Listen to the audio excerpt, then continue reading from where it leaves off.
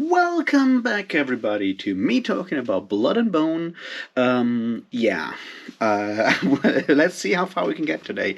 This is me talking about the next two chapters, which I think are chapters 7 and 8. I'm kind of confused. I did read those yesterday, but then I just couldn't get anything recorded. So we'll see how much I remember. Sorry, things are a bit crazy at the moment, so we'll see how much I can get done today.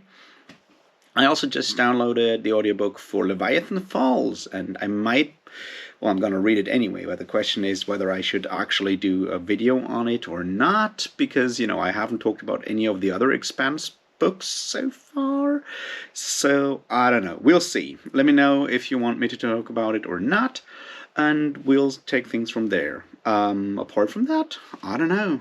Let's get this started, right? Ooh, cheers.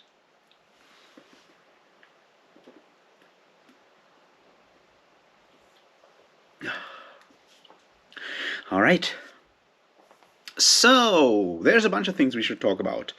First big one is, obviously, we're back with Shimmer. And we have that whole long Shimmer lost in her memories, where we get something that we have not gotten anywhere before. And I feel it's important that we're doing it this way around, which kind of comes to that whole time travel thing, right? And that is, we get the actual act of the vow, when the Crimson Guard becomes whatever it is now. Now this is, I feel, a very important aspect. And I said before, like, traveling up that river is sort of like traveling back in time in general, and we have that whole thing through Shimmer's memory. Yeah. And we see how the vow was sworn at this, like, historical site that is full of power, so the vow kind of gained its power through that. It was another one of those, like, very, undying fight and resistance until something has been destroyed. And we've heard those kind of vows before, right? It wasn't the Malazan Empire, it was more like the Jaghut, but that kind of thing has happened before.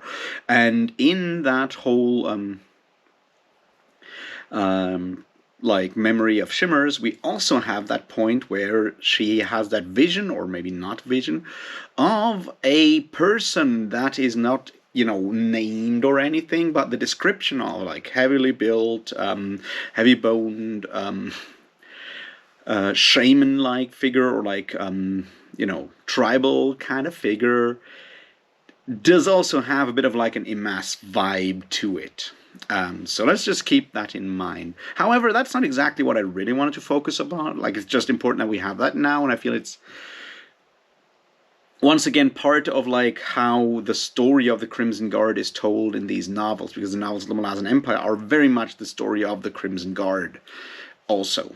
And that is that bit of dynamic between Shimmer and Skinner, because we're still trying to figure out who Skinner is, because this novel is very much about Skinner, and I do have, like, views on what Skinner is doing in this book and why this is actually pretty cool. But we don't have that much Skinner stuff going on in this novel today, in these two chapters, so I don't know how much to say about it here. But the point there is that we all have that idea of Skinner obviously being interested in power, or people thinking that he's interested in power. Maybe there's alternate more motives there. We don't know, but we have the idea how we see Shimmer observing how Skinner, through the the lack of success of the Crimson Guard led by Kaaz, is slowly drifting towards other means, or drifting closer to Cowl, whom we know to be A, insane, B, a massive dickhead, and also not so concerned with morality and shit like that. I mean, he's an assassin, isn't he? So we see that going on with Skinner, which may just give us the impression that Skinner is very much only interested in success and power. And since the honorable way, everyone's favorite young Duke of Devor, is handling things, is apparently not, since that isn't really working out for Skinner, he may turn to other means, which may then lead to him usurping the power of the Crimson Guard later on, or trying to do so.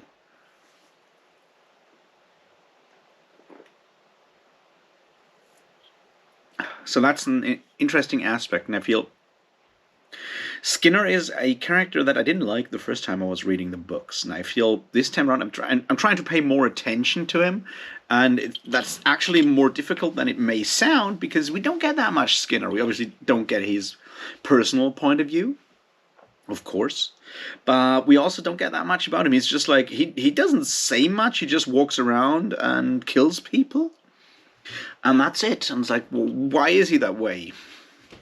What's going on there? And that's something that I'm trying to figure out this time around. So we'll see. I have an idea that I want to expand more when we get there, which is very much about what Skinner is doing in this book, why Skinner may be aligning himself with the crippled god, and so forth. So we'll see where that is going. But that's like the other thing that we see here with the Crimson Guard, that idea of being expendable. As a mercenary group, the idea that they get betrayed by everyone sooner or later, as soon as it's, because yes, they're just fighting for their hired swords, and that's like the big issue that we have with like mercenary companies in general, in fantasy, probably also in real life, but I'm not an expert on those. But the problem that we face with mercenaries is like, if you are loyal just to coin, that doesn't lead to the attachment, the loyalty that I guess an actual army of whatever the armed forces of any specific country kind of have, or the country should have towards its own people fighting in their army. I guess that's sort of the main point there, that you have different ideas. I mean, we have a bunch of mercenary groups in all kinds of fantasy. Obviously, the famous one is, of course, the Black Company. And the interesting bit there is that once again we get like an inside perspective of them being mostly loyal to themselves and then to their employees, but like that keeping faith and keeping contracts is the reputation bit, is the really important thing there. And it's also very clear that that is just like one thing, but employees, not employees, but employers of a mercenary company don't necessarily feel that same like urgency to keep to a contract in a way, and that's a fundamental like imbalance of power that you will always have with mercenaries, or freelancers of any sort. I guess is like, as a freelancer, as a mercenary, your reputation is what makes or breaks your career. But you're fundamentally always the weaker side of like any form of employment contract or whatever, because your employer can just go and find someone else. You can't do the same with an army. You can't do that same with your soldiers. Like, you can't just like disband your army and get a new one as a country. That's not how that works.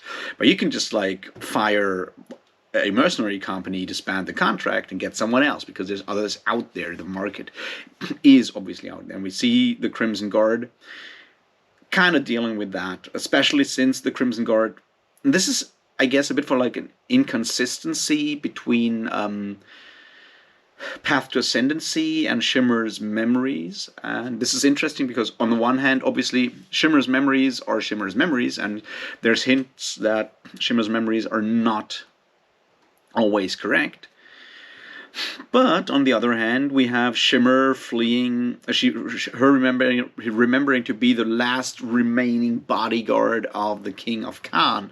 And if you've read Kellenvet's Reach, you know that that is not the truth, because she was already kicked out of the Royal Guard of the Sword Dancers before that, and then fleeing and so forth. So her memories there have certainly been revised. But once again, this may also just be her very old at this point and having fuzzy memories because you reorganize your past. in a way. So we certainly have that, but on the other hand, the Crimson Guard always was a mercenary group. Even at the beginning of Dance's Lament, they're already a mercenary group, and the homeland of Davore is already either lost or not worth hanging around, which is sort of where you have the whole idea of that mercenary company starting out as.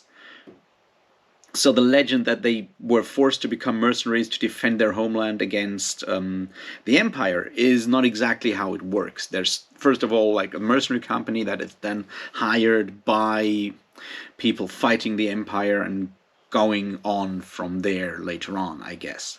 So that's an important thing to keep in mind, that there are inconsistencies here. But on the other hand, we're now back in the point where Shimmer is definitely eco and is definitely a kid from Khan and not from Nap, where she got her blue skin in Return of the Crimson Guard from. So that bit of inconsistency, I don't know.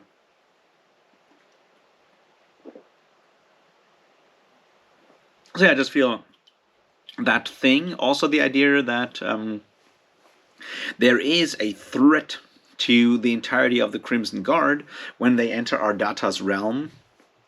When, that Ardata can actually disband the vow or take them away from, disband or destroy the vow. And this is once again a very important, interesting facet, because we then come to that short discussion that Shimmer has with Kaaz on like what makes animals and humans and the idea of society and so forth, right? The idea of what makes humans humans. It's like the idea of like, yes, a society with all the things that are going on in a society, the care for each other, and the fact that Ardata as a whatever being, because I mean, we who have read other books, we know that Ardata is just another Azathanai, but who knows? But like, is an individual, is a singular being, and does not understand the idea of social contracts that make up society, that make up humanity, which are all about loyalty, group loyalties, or organized societies, or what have you. So going and working for someone like that, or treating with something like that does not understand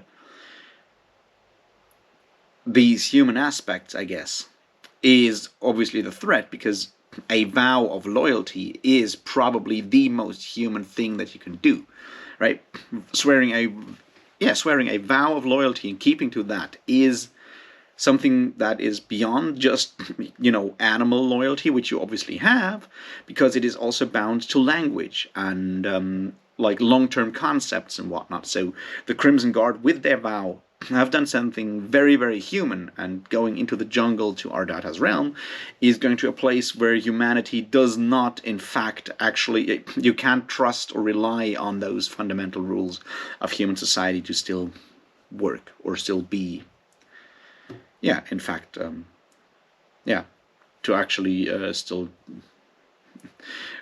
I'm losing words. Anyway, to still be enforced or anything.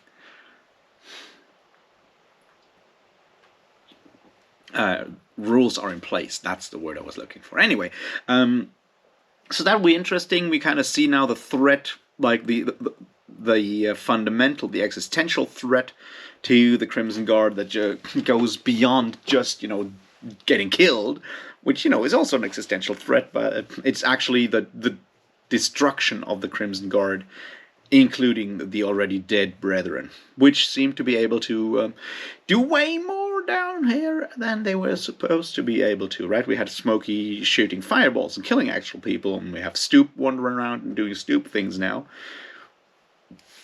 We'll see what that means in the near-ish future. Now, what else is interesting?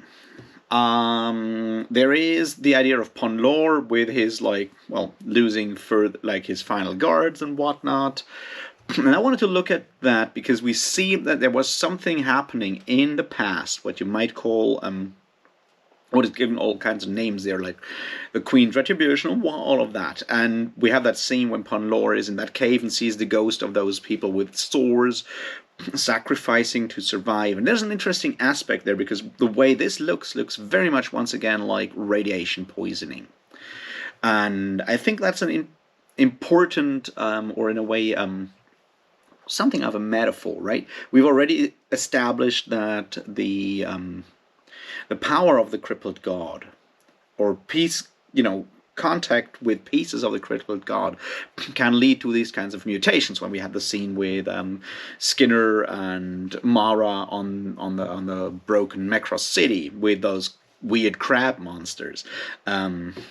So seeing that something happened there in Jakaruku, that led to something similar will obviously explain that there, parts of the crippled god came down here. And in fact, we get that image later in like another bit when we have Cyan do her Cyan thing that we're going to talk about in a second. So we see that something happened in the past in Jakaruku that led to what you might call radiation poisoning, the dying of crops, and all of that stuff. So that and yes, extreme situations can make us humans lose part of what makes us human, part of our humanity, and that's obviously just something that we can see happening there as well. So it's more like the backstory thing that we get explained here in like small bits and pieces. So we'll see where all of that's leading, but I think it is important to understand that the influence of what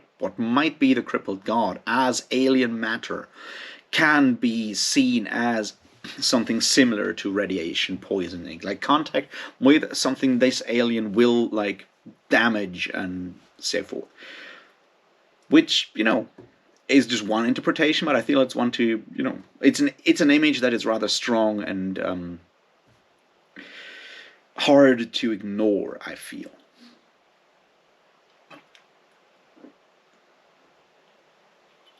We then obviously come to the point where Punlore is captured by Jack and his gang, and we once again come to that point that the whole disenfranchisement things like that. They don't understand because they're so disenfranchised that they don't know anything about how the thaumaturgs work, and that just because Punlore is part of that elite group, of that privileged group, the thaumaturgs, doesn't mean he's a pampered rich kid. He just has more powers and whatnot. But he's certainly not what Jack thinks he is. So we'll see where that whole thing is going, because you once again have that idea of someone being well, Punlore is certainly on a journey that is opening his mind to all kinds of things. We'll just see where it will end with him. But it's interesting to once again see that Cam Asselmont is not pulling back when it comes to showing that Jack. I mean, we have those ideas of the rebel thief, or whatever, your Robin Hoods and whatnot in the forests. Like Jack is behaving like that in a way, but he's also just a very miserable person, and his gang is extremely miserable. Those people are all sick and almost dead, and creeping around in the jungle doesn't make you a freedom fighter, or even if it makes you a freedom fighter, which it doesn't in Jack's case, it's still not exactly good living and having all the king's deer every evening. That's not how that works.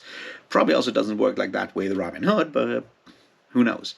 It also, kind of shows how things in a lot of like jungle countries these days are, or in the last couple of decades where you had your rebels or gangsters or whatever hide in the forest, defying the oftentimes military dictatorships of the country. Let's not forget that. It's like, just because those people were gangsters in the woods in Colombia or whatever doesn't mean that they're like that their actual official government of the country is like a nice group of nice people. So having that dichotomy kind of show there, and how miserable the existence as a rebel or as a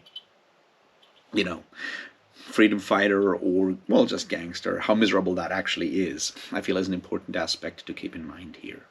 And that's sort of one of the functions that I can see Jack having in that story.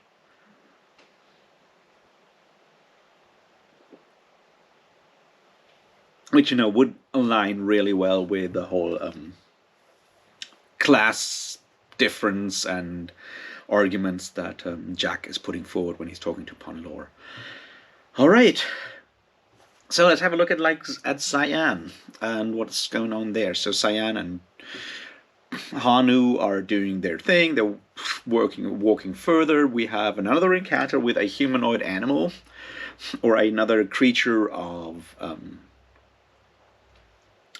Ardatas, and I keep forgetting his name, Verkapi, something like that. That guy, which is sort of like an ape kind of creature. Sort of could be something of a trickster figure, I guess. You can align it with a trickster figure. And it helps, in a way, by making Cyan actually using her power for the first time and actually doing. So Cyan is, slowly discovering her magical powers as High Priestess, which apparently is enough to uproot and throw down big jungle trees, which, it's not bad. Has quite the power there. And I think that's an interesting aspect here, because Cyan's story is once again one of those hero's journey kind of stories that we've spoken about before, because she's literally also going into this other realm. In this case, the other realm is not the underworld technically, but it is sort of like, it's Ardatas Ramis Himatan, which is also a different place. So it kind of fulfills that. She has different guides. She has her solid, her loyal protector, her brother Hanu, and she meets all these people that impart wisdom to her. So we can once again measure it against that tedious old story of the hero's journey. But what we see here is two things that are important. They come to that bridge. We first have her encounter under the bridge with the ghosts of the women that died there. And depending on which cultures we are talking about, forced suicide or general or actual suicide after forms of sexual violence, sexual assault, and so forth are unfortunately a very common thing. When you talk about it makes very clear that oftentimes they're the people that assaulted those women that committed suicide in that river, when there was still a real river, and the bridge and whatnot, were family members, because sexual assault is so often happening within families, fathers or brothers or whatever.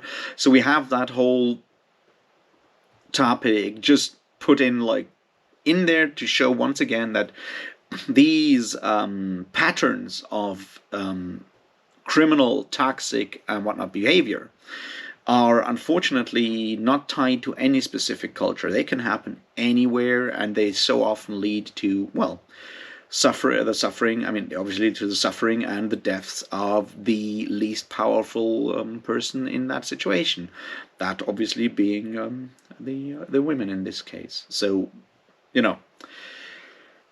nothing that we don't rationally already know, but as I've said before, sometimes we need to get that stuff actually presented to us in literary form, in fictional form, and not just in statistics and journalistic reports, because we tend to put those in different boxes, and then they don't really touch our emotions that much. And it's through our emotions that we actually get to acting and whatnot.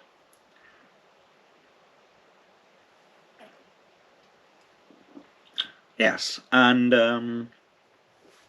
then we come to the other bit when they cross the bridge and they find the mad thaumaturg, who may or may not, the mad thaumaturg, he may be a ghost, but I don't think, but the rest are ghosts, doing ghosty things, and basically Cyan is pulled back into the past to that point where something hit the jungle. Something green hit the jungle. Now, we've obviously had her have a similar dream before, when it was a thaumaturg that actually pulled down whatever was green out of the sky. Now, we obviously can make those assumptions that we've made because we've all read, I assume most of us have read the Malazan Book of the Fallen. We kind of know that that's how the crippled god was drawn down to the earth. And we know that the Jade Strangers are connected to the homeworld of Kaminsad, the crippled god. And we kind of know that the crippled god was torn down from the heavens by a circle of mages in order to to do something. And we kind of know that that was because they wanted to kill Calor, the High King. And, well, guess who's back? And guess what's happening in the sky again? So we see that there is a threat of something that could happen again, that maybe happened before. So that's sort of what we can piece together. And I think it's important to look at, once again, how Cam Asselman does this over time by giving us bits and pieces of the information from different through different viewpoints that are on characters and are not talking with each other. So it's very difficult for the people in the book to actually figure this shit out. But us, as way more informed readers, we kind of know where the thing is going. Now, this is obviously a standard of how, like, people write books, right? That you give those hints from different viewpoints, and you as a reader are screaming at them to finally realize it and actually do something about it, but they can't because, And this is an important way of doing things, because ideally what we learn from it is that we should not blame people for not acting rationally, because sometimes we don't have all the information. None of us do have that luxury of being a kind of disembodied third-person omniscient narrator. That's not how we live our lives. So before blaming someone for not knowing something, we should probably look back, lean back, sit back, take a look, step back, and check if those people are in possession of all the facts. If they are and they still act like stupid people, then, well, fuck them. But better check first, I guess.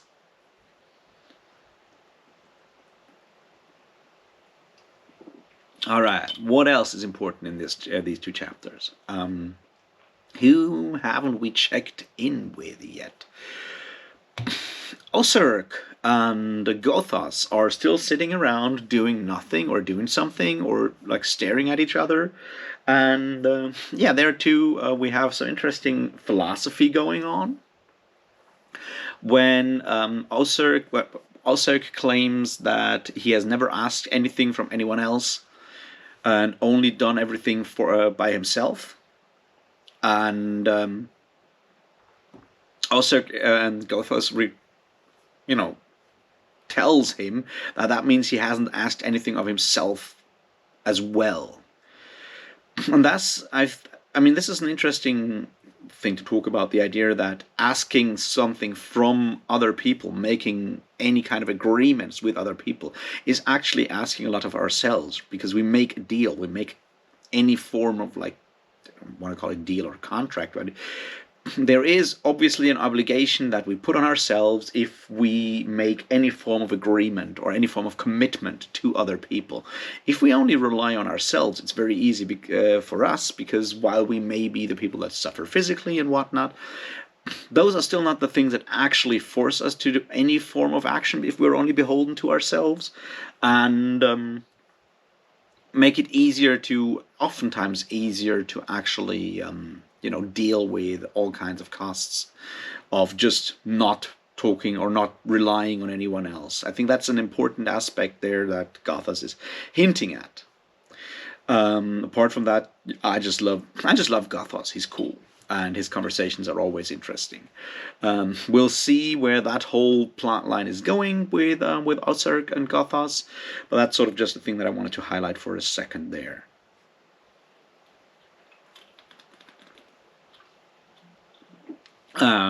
Let's check in with others that we haven't checked in yet.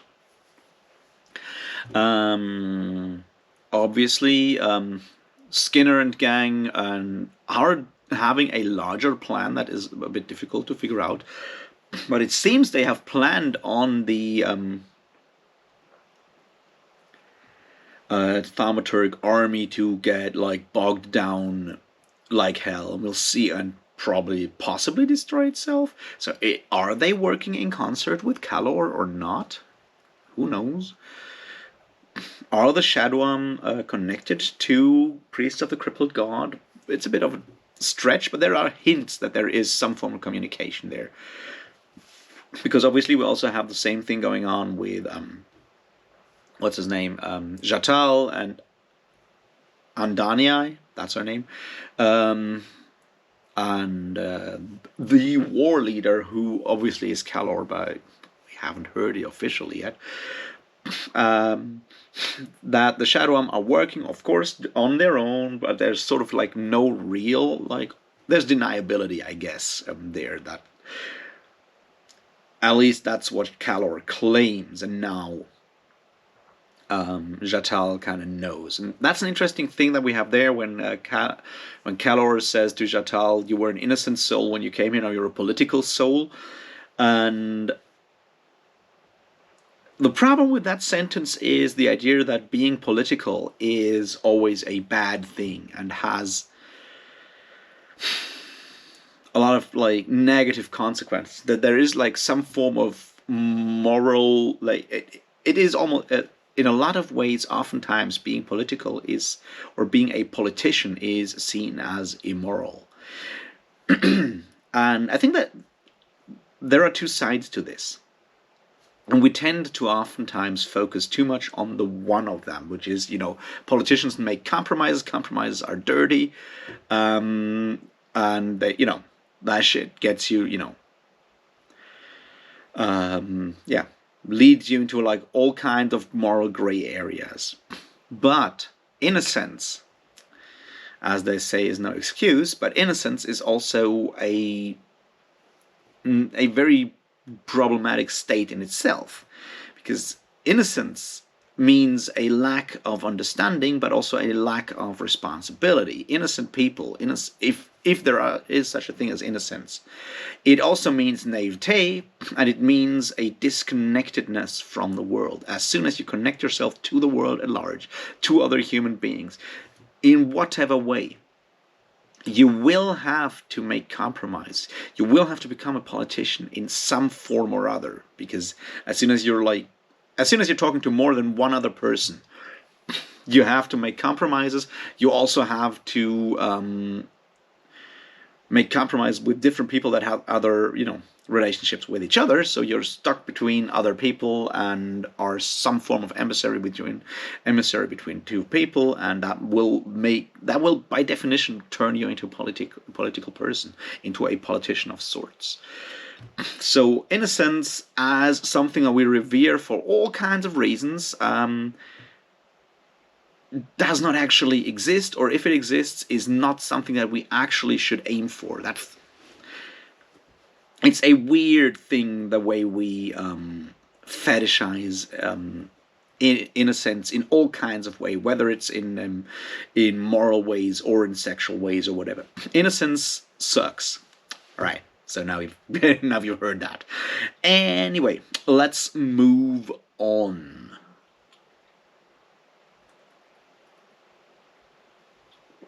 There's like 2 or 3 more things that I wanted to talk about. One of them is the depiction of the freeing of Spite. So Spite frees herself from the bindings, like from the chaining, and we see that in through the perspective of one of the fisher people there. I think it's an interesting and, in a way, slightly disturbing, but also funny way. So we see that and there's a shift in tone there, and that's an interesting aspect there. So we have a shift in tone in the prose there, right?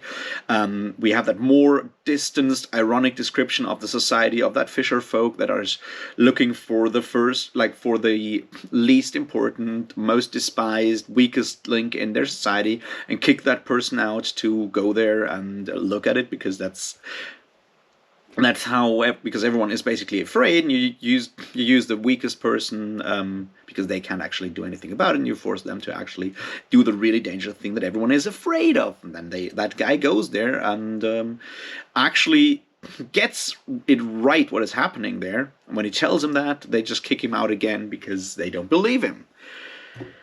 Which tells us a lot about how societies work, the idea that rarely actually want to hear the truth, that it's more a like way to assuage our own fears and then continue. We don't tend to not like the truth. The other aspect that I wanted to look at though is and I did like that as a general like way of portraying it, because it has almost this like Terry Pratchett's like style of like observing how human societies tend to work or not work, and how that is actually pretty shitty. I did like that part with the ironic distance and everything. It just feels really well. What I did not really fully appreciate, or maybe I'm a bit too stuck up or something. Maybe I've spent too much time on the internet watching outraged YouTubers talk about all kinds of things that are ridiculous, is the kind of like stream of consciousness, or like the viewpoint of that guy when he goes there and is immediately focusing on that he really wants to have sex with Spite because she's a woman. Even before he sees her for the first time, it's like, oh, woman, sex. And I'm like, yeah, I know there's people out there that are like that, but since he's described as a half-wit, I'm like, is that a really good depiction of someone who could be seen as a representative of someone with mental deficiencies, or with, yeah, whom we would probably now call not neurotypical. I don't know. Neurodiverse, I wouldn't. I don't know. It just feels a bit cheap in a way. If that makes sense? To have the officially not very intelligent person be also just focusing on sex because woman. I don't know. It felt a bit like a cheap shot there. But on the other hand, it kind of also fits the more like ironically, almost picaresque description of that whole like smaller plot line there. So I see why it is in there. It just didn't really fully, make me happy to read that thing. But this is sort of where I want to move over to something that did very much disturb me, and we have the last group that we need to talk about here. And that is the group of Merck and Sour and the Malazans in the jungle. And they meet the natives, and there things get interesting. There's one thing that I found really cool, and one thing that I found really problematic, or at least extremely cringy, and it can be taken out of context, and then it comes across as really difficult, really problematic. So let's look at that. First, the positive thing. That is, once they, go to, meet the natives, and you have all the stuff going on there, and what happens is that Sour is adopting.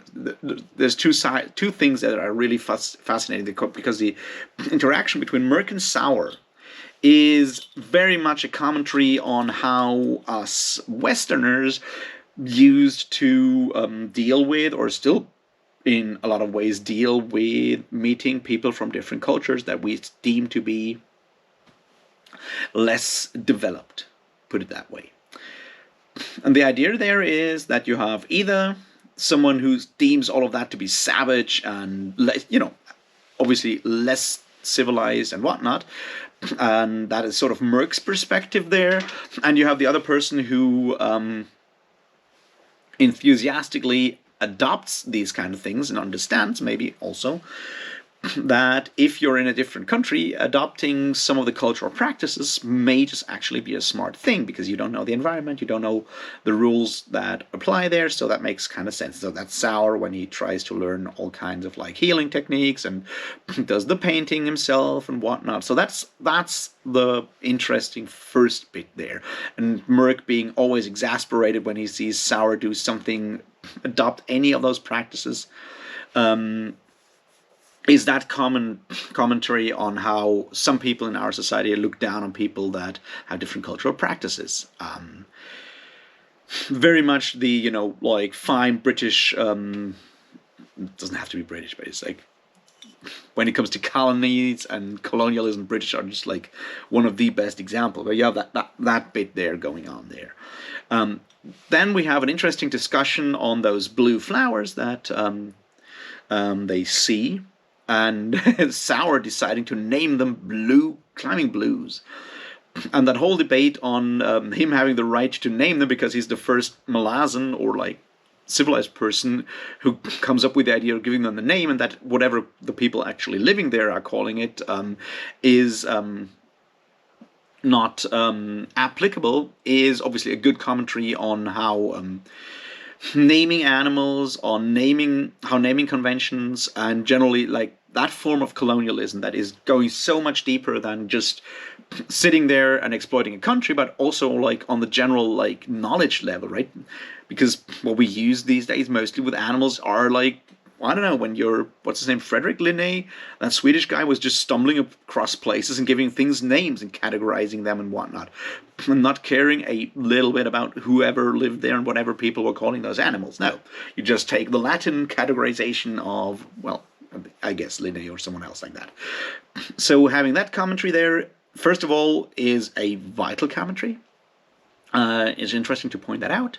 It's also something that Terry Pratchett has famously made a lot of jokes about, that stuff is only actually discovered if a civilized explorer gets there and discovers something, and not if anyone else has done it, because those are the people that make the rules. And it's this focus on, well, still like a, whatever you want to call it, Western European civilization or whatever culture that is that very, very large lasting effect of colonialism, above, not above, but besides all the economic shit, of course. And it's important to have that in there, and to have those have that discussion in there. I really approved of that. But then there's the other thing that we need to talk about, and that is the Ursa storyline. And there's several ways to read this specific thing, and one of them is very, very unfortunate, and it's mostly unfortunate that that possibility exists and is rather easy to do. And then there's obviously other ways to read it as well. What do I mean? Obviously, I mean when they come into that village and they talk there with the natives, and there is that female warrior that is described as large and, very big in general. And there's, then you have that sexual relationship that she really wants to get it on with Merck, the wizard, and stuff happening from there. And it's all played for laughs. Now, there's nothing wrong with playing any form of sexual interaction as comedy. It's fully consensual, so we're good there. No problems there. You want to do that? Fine by me. Can it be cringy? Yes, it can. Now, the problem that I have here is not so much the cringiness of it, which in a lot of ways is a matter of personal taste. The problem, however, is that Ursa is part of this indigenous tribe there. And there is obviously, the way you can read it is as it is also making fun of that cultural difference of her having very different cultural values, applying them to that interaction, that sexual interaction. And it goes in both directions. That's the fair part. Now, we're talking about the fair part first. That is obviously that when they run back because there's an attack, she wants to go and fight, and Merck is like, no, you stay behind, which is ridiculous, because he comes from a situation that is also very much into that has warriors of all genders. So why that is in there, who knows? But we see that it's not all like one side, but the way it is played makes her come across from time to time as rather simpler or whatever. And that just makes me very uncomfortable, because it is unnecessary, and it's played for laughs. Now, don't get me wrong, I do appreciate Cam Asselman's comedy a lot. I just don't see it working very well here, because you can read it in that terribly stereotyped kind of way, and that's something that I don't know. It's sort of on the same level as the Amazonian planet storyline in Futurama and stuff like that. So you can see this as a parody of such Amazonian fantasy, male fantasies about Amazonians, Amazons, I guess is the word there. Ever since Greek mythology, and you can do that, and for whatever reason we have often tended to put those into, like, have that exoticism added to it. The problem, however, is that if you take that conversation, those conversations, just those scenes out of context, they read really bad indeed. And so it's a similar situation to that scene with Torvald Nom at the beginning of To All the Hounds. They work within the context of that story, but if you have all the context, but they are extremely easily taken out of context and are, even within that context, at least for me as a reader, they force me to do a lot of heavy lifting when it comes to interpreting and reading this. And it would be so easy to just throw it aside and call it racist stereotypes. Which I am explicitly not doing. I'm just saying it made me really... It just stuck out because apart from that, both Steven Erikson and Cam Asselmont are so far beyond doing that kind of thing. So it's like, why is that scene in there? What's the point of it? And yeah, it's not an easy thing for me to read that particular scene. So I don't know. Maybe if you have like really cool ideas of what's going on there, please let me know in the comments. I would love to hear, because yeah, I don't know. So far in these first scenes, that whole storyline, I don't know, that feels unnecessary. It just feels also unnecessary because it doesn't, have much of a larger point apart from making jokes about, I don't know, small wimpy wizard, big woman jokes. I don't know. Is that really necessary? Anyway, so that's the not so nice bit about this book, about this chapter. That's sort of where I am right now with chapters 7 and 8. I'll hopefully have time to talk about chapters 9 and 10 tomorrow. We'll see. Time's getting short with the Riddle of Steel Festival and stuff. I might still do a video on that one, maybe later tonight. We'll see. Anyway, thanks for listening, watching, whatever. Let me know what you think. Like, subscribe, do all those glorious things. And let me know if you want me to talk about Leviathan Falls, even though I haven't spoken about Leviathan Wakes and all the other books of the Expanse series. Anyway, until later, cheers.